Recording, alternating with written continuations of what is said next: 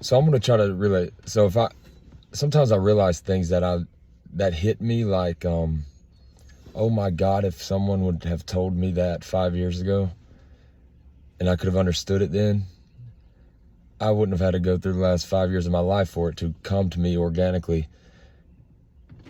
And that happened earlier today. And it's like a secret, dude. I mean, for the last like 5 years of my life, I've been living in this car. That's why I'm always in this car up against a tree in the middle of the woods. I really don't have anywhere else to go. Alone for the last 5 years at war with myself. I realized, I couldn't handle myself, and I'm crazy, and I did not like that.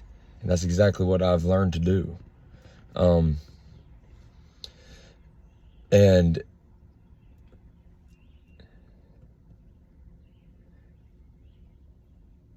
if you're here listening to me, I hope I'd like for you to understand that I'm not sitting here jizzing knowledge like I almost used this channel to do, trying to tell you something. It's not like, look what I know. If you could just see what I'm saying.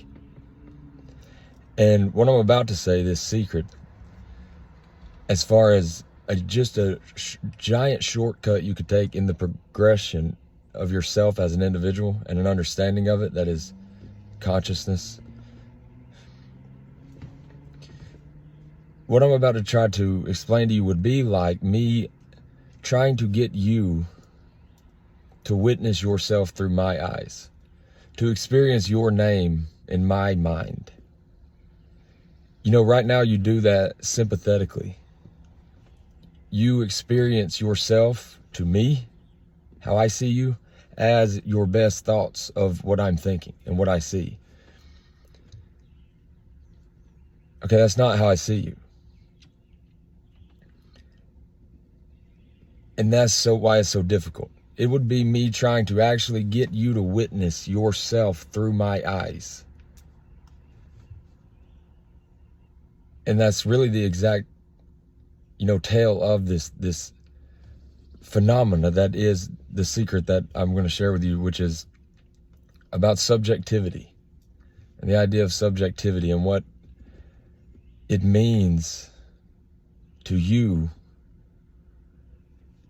to point your finger at this phenomena in a way that at this phenomena that was worded subjectivity. There's this thing that takes place, and it's called subjectivity. For you to point your finger at that thing that's taking place and realize it to be subjectivity, that is, for you to understand subjectivity in your experience of your own identity with yourself and what it means to be subjective to your identity, to yourself,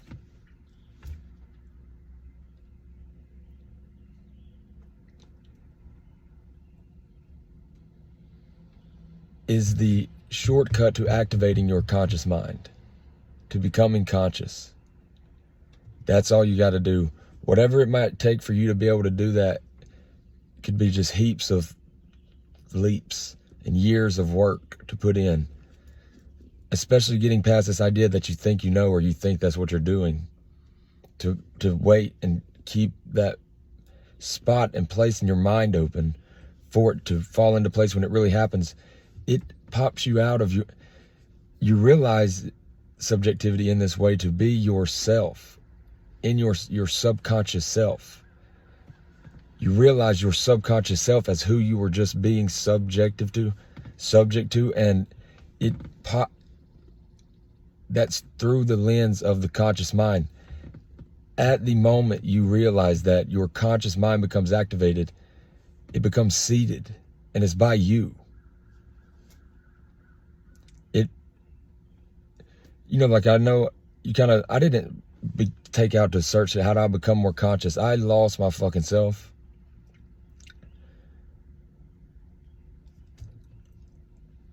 And then everything else when I went to find it. But I just lost myself and had to, find myself. And it's where you're taken is to consciousness. When your life falls apart and you realize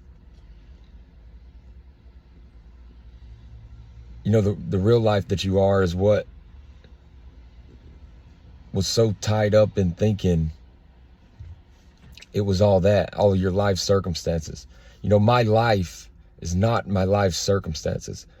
My life is my energy. You know, my life is before the telling of its story. But I don't mean to circle too wide here. If you are someone who is looking, how do I become conscious? How do I become more conscious? That answer is not out there, and it requires you to find even a direction to go in. You to form this kind of agenda that you'll have to study and make sense of to go anywhere. Like the mind, for example, you'll be taken into the, how do I become more conscious?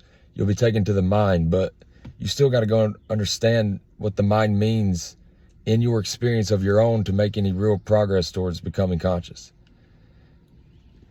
Subjectivity and objectivity would be in that agenda, and I'm telling you right now, it should be at the very freaking top of it.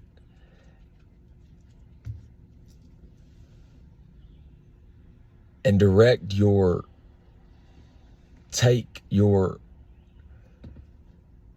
steps towards this path of becoming conscious. Like I said, you don't do that through studying that idea of how to become conscious. You do that through realizing this path that is taken, this understanding that is put together and formulated, that is of yourself, so deeply understood to the extent that you realize it to be that very understanding you've put together. And that is the realization of your subjective experience. That is the realization of your subjective self, subconscious self. And, to become conscious, directly tied to this idea of subjectivity, is our subconscious mind. In the same way that at the understanding of this phenomena that is subjectivity, you become objective. At the point of understanding and pointing the finger at your own subconscious mind, you are conscious. That is when you become conscious. When you become self-aware, aware of this self, instead of being aware as this self. And that is in the subjective seat of it. And it is through the understanding of what subjectivity is that you're going to pull yourself out of it. So, again, I'm really just saying short and sweet, take it how you will.